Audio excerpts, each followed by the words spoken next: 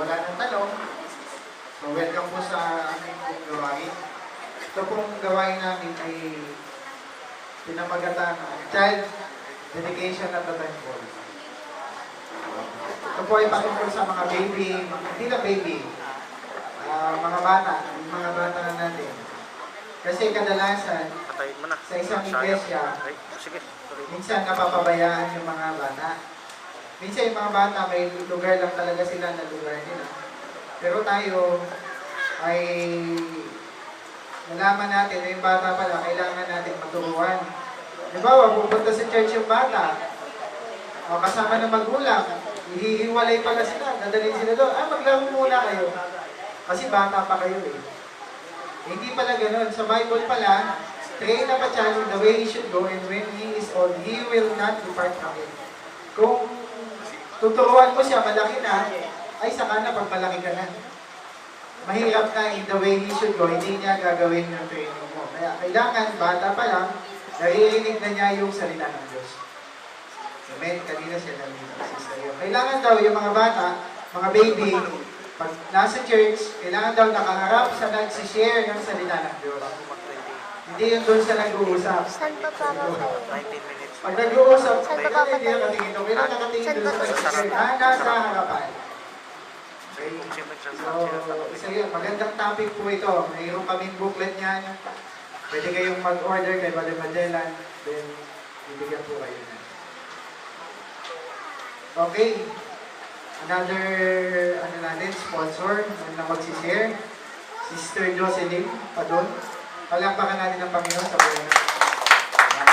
Isawa na ating pastor. Si Pastor Padon.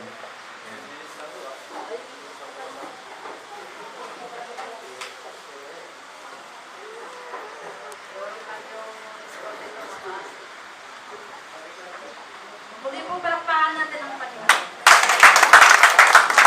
Magandang tanghali mga kapatid. Sa akin po, i-share ko yung about sa patriarchal training. Pakibubas ko ang Bible nyo sa Psalms 127 verse 3. Pakibasa po, Sister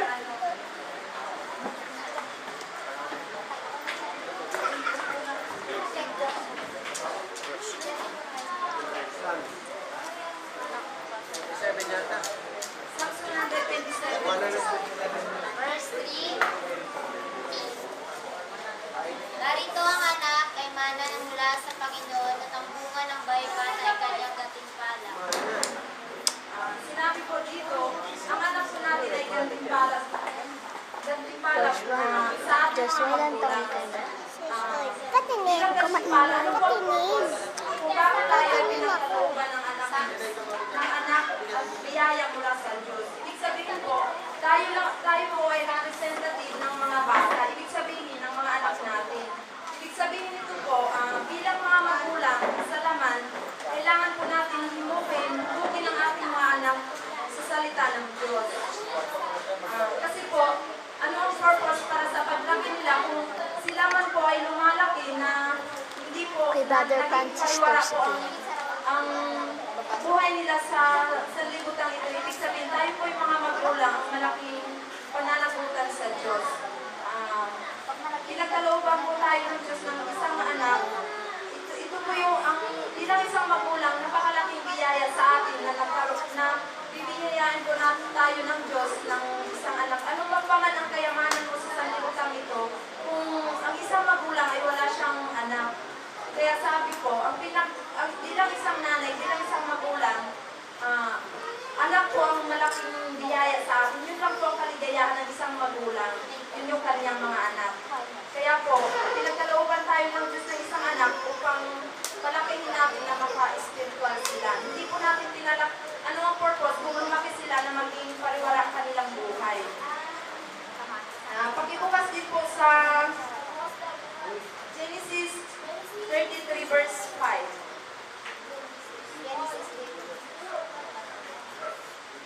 Pakibasa po. At itiningin ni Esau ang mata niya at nakita ang babae at ang bata at sinabi, sino-sino ito mga kasama mo at ayun sinabi, ang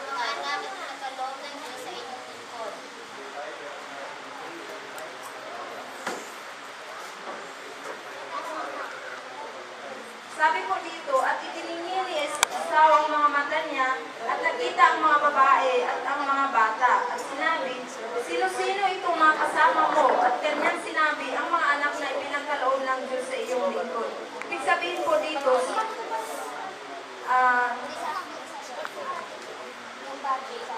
yung kanyang mga anak po ay natitrain po sila. Kapag ang anak po natin ay natitrain na sila, ibig sabihin, paglaki po nila, hindi po tayo nahirapan at hindi po maging malaking privilege sa ating mga magulang. Nagiging proud tayo sa kanila. Kapag ang anak natin po ay maging matino sila, ibig sabihin, hindi ang isang anak kasi pag matino siya, hindi siya nagbibigay ng tulian sa kanyang mga magulang. Pakibasa din po sa Deuteronomy 6, verse 6 to 8. 33:5 na ito eh. Kakalin lang yun, nagkakalin lang yung projector. Deuteronomy 6:7. 7? Ano kasi? Yeah. Basta. 33:5. 6:7. At iyong ituro ng magsikap sa iyong mga anak at iyong sasalitahin tungkol sa kanyang pagkakitaw ay nakaupo sa iyong bahay at pag ikaw ay lumakad sa daan at pag ikaw ay nakahiga at pag ikaw ay bumabangon. 8. At iyong itatali na pinakaganda sa iyong kamay at magiging pinakatali sa iyong buhok. Ibig sabihin nito po, ang pagdidisiplina po sa ating mga anak, hindi po tayo namimili ng lugar. Kailangan po yung ating mga anak ay hindi po mahiwalay sa ating paningin. Kahit saan po tayo man ay natutulog, nakahiga, naglalakad. Ibig sabihin, hindi po humiwalay sa ating bibig ang pagdidisiplina sa kanila, paghuhog sa kanila sa salita ng Diyos. Ibig sabihin po nito, kahit saan po tayo, kailangan lagi natin silang paalalahanin. Lagi natin silang sisyaran kung paano mabuhay na bilang isang Kristiyano, kung paano natin ituro sa kanila yung salita ng Diyos. Kasi po, paglaki nila, hindi po ito mahiwalay sa kanila. At pakibasa din sa sa Proverbs 22:6. Proverbs 22:6 po pakibasa.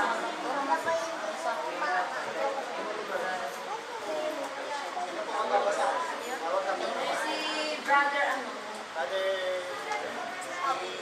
Paulo. Paulo. Kawikaan 22 verse 6. Turuan mo ang bata sa daan na dapat niyang lakaran at pagka tumandahan siya ay hindi niya iniwan. Kailangan po, tayo mga magulang, maliit pa yung mga anak natin, kailangan natin ituro sa kanila yung tamang daan. Kung paano sila lumalaki na may karunungan at may takot sa Diyos. Yung sinabing pamalo po, ibig sabihin, hindi lang po litira na palo, kundi yung saway na may pag-ibig, saway na may salita ng Diyos. Yun pong tamang pamalo sa ating mga anak. Kailangan natin, maliit po sila, kailangan itanim po natin sa ating mga anak yung unang-una po natin itanim sa ating mga anak yung respeto sa atin. Kasi po, pag ang isang anak ay may respeto sa kanyang magulang, susunod na po yung ang kanyang ang takot. Kasi po, kung takot lang po ang itatanim natin sa ating mga anak, pagkatalikod natin, gumagawa po sila ng kahit hindi po natin sila nakikita, ibig sabihin, hindi po nahiwalay sa kanilang isip na yung respeto na itanim natin sa kanila. Ibig sabihin po, kahit wala tayo sa kanilang paningin, pag ang respeto ay natanim sa puso nila, sila po ay patuloy lumakad sa liwanag. At hindi po nila ito, at kahit sino man ang kaharap nila, kasama nila, hindi po sila nagiging kurap sa sanlibutan. Doon lang po. Magandang tanghali po.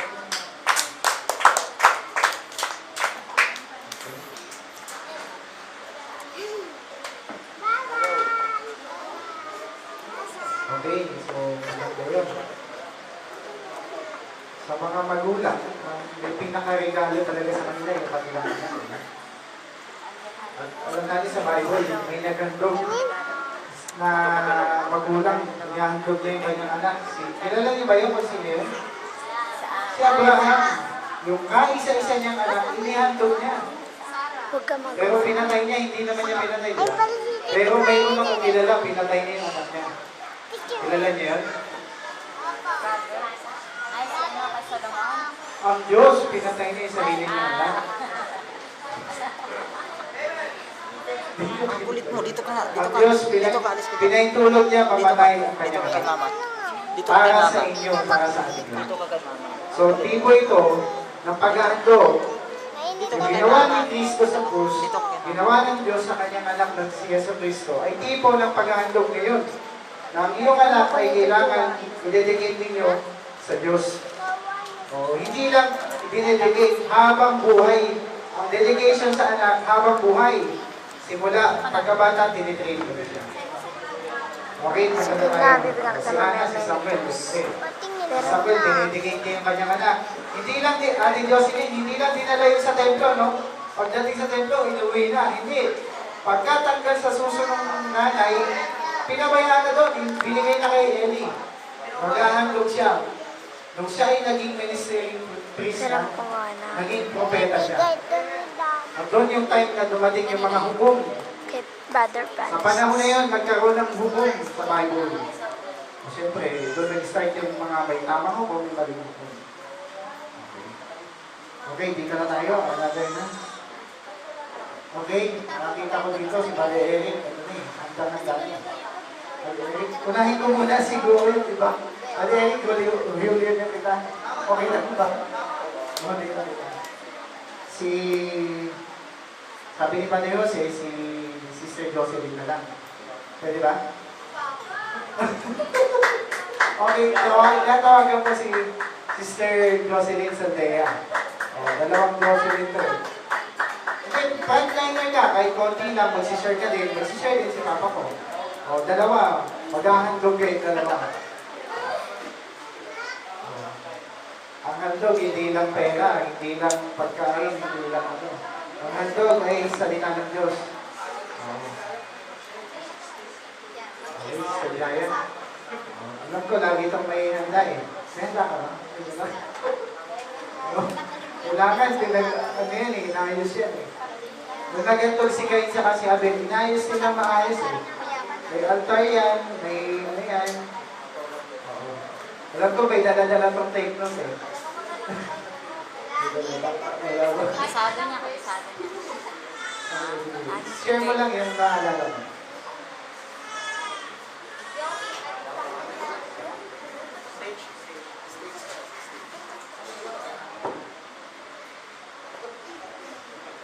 Yan ang mga sir. Umaga, tanghali. Ay, hapon. Yung, inuturo ko sa yung PTA. Yung ano ba yung PTA? Di ba yun yung background training aspect? Ito yung sa turo ng hukumsa. Sabi dun, yung bata, kailangan natin siyang i-train. Nung nag-uumpisa yun sa bahay, o kaya nung sa ano pa lang, sa tiyan pa lang ng nanay. Sa tiyan ng nanay, di ba? Kinakausap na siya, ba yung minsan yung nanay, kinakausap niya yung anak niya pag ano, tawag dun yung formal approach. Yung, sabi kasi ni Barbara, sa ano daw, kung yung baby nasa loob pa naman siya, tapos pinapakinig na natin ng mga music, yung music na yun yung ano, kasi suggest ko hindi siya worthy. Kasi yung mga preaching, ano, hahanap-hanapin niya doon yung paglabas niya. Tapos sabi pa doon, paglabas ng bata, di ba ano pa lang siya, baby talk, hindi natin may iwasan niya. Pero kailangan daw, huwag nga daw natin, pag kinausap natin yung bata, hindi talaga baby talk. Yung kumbaga, i-approach natin siya ng formal. Kasi magiging kempoy siya paglabas niya. Tapos sabi doon, yung pakanting awas, pag yung bata na lumalaki na, mahilig na siya maglaro, kailangan yung mga laro niya, ano, educational. Kumbaga, hindi yung laro na worthy yung wala siyang natututunan. Tapos yung di ba sabi dun sa Deuteronomy 6:7 na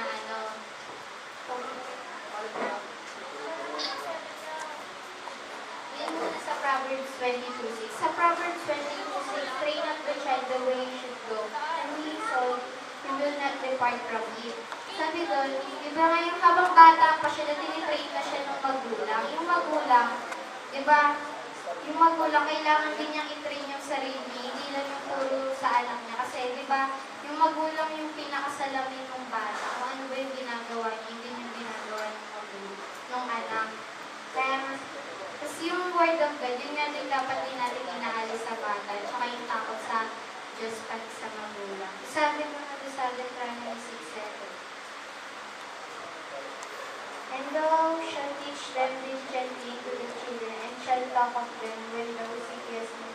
Sabi doon, yung magulang, kailangan niyang turuan yung anak niya kung ano man yung ginagawa niya habang naglalakad sa kasada, yung gano'n, habang nakaupo sila. Ibig sabihin nun,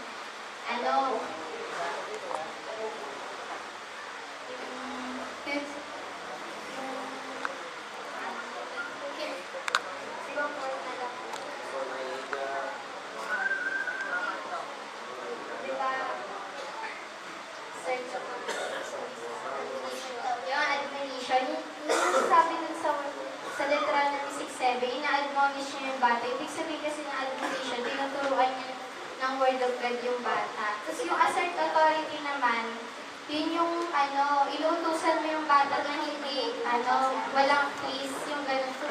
So, walang pakiusap. Kailangan yung authority ng magulang makita ng bata. Hindi yung mag-uutos siya, yung may pakiusap. Kasi susundin niya ng bata, pero balang susundin niya na susundin. Kasi nga, sabi niya, kaya niya na yung magulang na yung ganun. Para makita ng anak na kailangan niyang magkaroon ng takot sa magulang. Okay, si Maria Jose.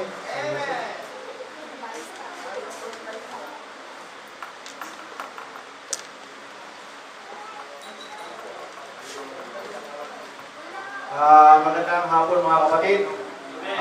Purihin ng Diyos sa gawain ito mga kapatid.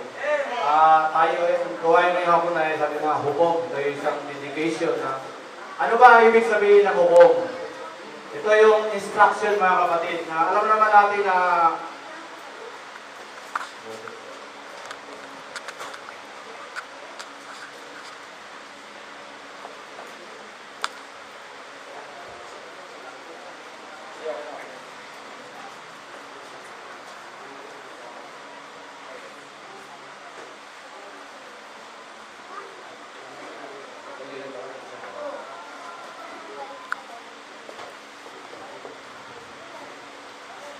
ano ba ibig sabihin ng hukom? Di ba instruction? Sa kanya, hukim. Na ang sanlibutan sa labas, meron din hukom din kaso lang yung katulad ng tayo sa ating individual. Mayroon tayong decision sa sarili na alam natin ang right or wrong.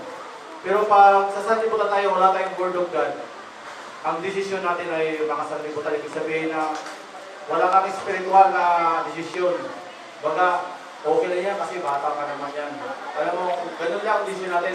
Pero pag may word of God ka, alam mo yung ituturo mo sa bata mo kung ano ba ang landas na tatahakin niya by spiritual.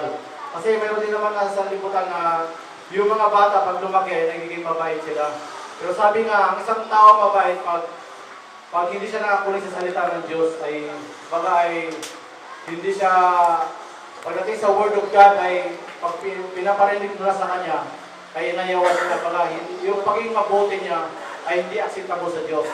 Kasi kailangan, ang pagiging mabait, ay kailangan nakakuling ka sa salita ng Diyos. Kaya ang hukom mga kapatid, mayroon siyang 5 kategory. Una, ito yung doctrine. Na alam naman natin na